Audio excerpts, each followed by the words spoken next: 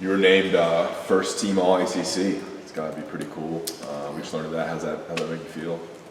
It makes me feel good.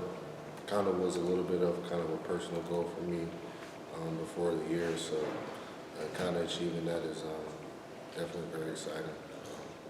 Very glad to be a part of that club of people, so it's definitely an honor, and I'm extremely happy about it.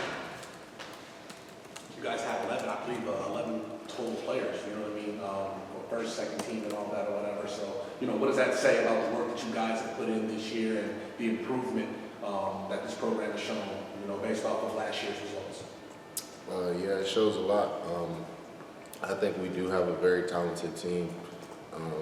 Kind of anywhere you look on both sides of the ball, any kind of position, and I think that kind of showed, like you said, referring to having 11 players on that team, and it definitely shows to how hard our guys have worked, not just during the off season, but throughout the year to continue to get better.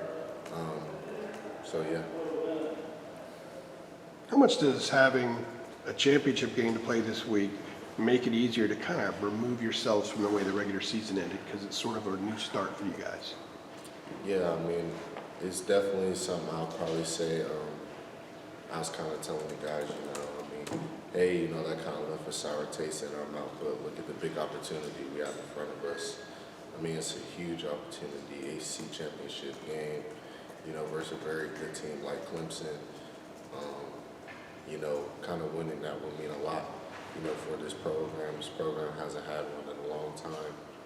So we have a very, very big opportunity in front of us, and I think everybody is excited and laser focused in on that.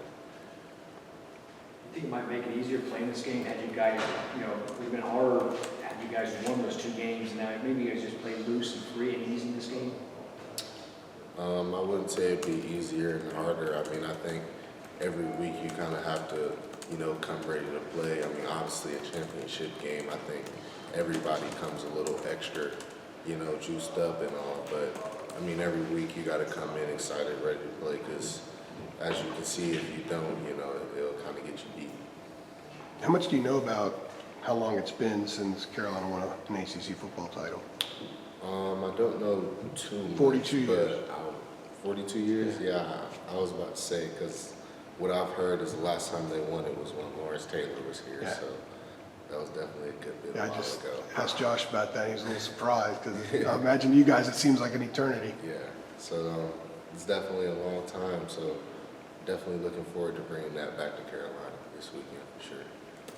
Cedric, last year, last two games of regular season were kind of heartbreaking losses too. I guess, it was the last two, but Pitt and NC State, and then you go into the bowl game and things don't go well for you. Why do you think maybe this time it's different, the way the season's ended and what you have to finish out? Well, I think this team is just completely different all across. I mean, if you just look at, how we played last year versus this year, I mean, look at the, level of players that we have this year versus last year. I think this is just an overall better team, and I think also, kind of having that experience of going through, those tough times last year. I think we all kind of know what that feeling is, and we don't want that anymore. So I think it was a learning experience for us that we can definitely use for ourselves this year. Cedric, when you look at Clemson on that offense, what do you see that impresses you when you look at them on offense? I think the biggest thing that impresses me is kind of their scheme of run game. I think it's pretty creative, especially when they get the quarterback involved. Got guys motioning, pullers, like to run, power toss, QB scheme. It's pretty a dynamic kind of scheme. So that's definitely one thing that really kind of sticks out to me. What would be the number one thing that you guys would have to stop to kind of be that trickle-down effect to contain or halt their offense for you guys to win? Yeah, I think the biggest thing is, like I said, kind of stopping that run game. Knowing that if we can kind of slow that down and kind of make it more of a passing game, I think it, kind of makes it, a little bit easier for you when you get to those later downs, and it's not, you know, 3rd and 3 or 3rd and 4. You know, it's 3rd and 10. You know, so really kind of, you know, finding ways to hone in and stopping that run. When it comes to their passing game, DJU has been just getting a lot of flack this year for, I guess, inconsistent player or whatever. Well, are you guys seeing that on tape or whatever, or things that you guys can possibly take advantage of, you know, when it comes to his particular game? I mean, yeah, I mean, I definitely still believe that he's a good player. You know, I don't think he's probably the level of player that maybe Trevor Lawrence or Deshaun Watson was, but I think he's still a pretty good player. And if, you know, we give him time and we don't put no pressure on him or we don't cover guys, you know, I think he does still have the ability to pick us apart. So regardless of that, we do have to come prepared and ready. Is it pretty motivating to play Clemson? They've been kind of the standard last 10, 15 years, especially from Charlotte. I'm sure you're aware of what they've been doing. Is that?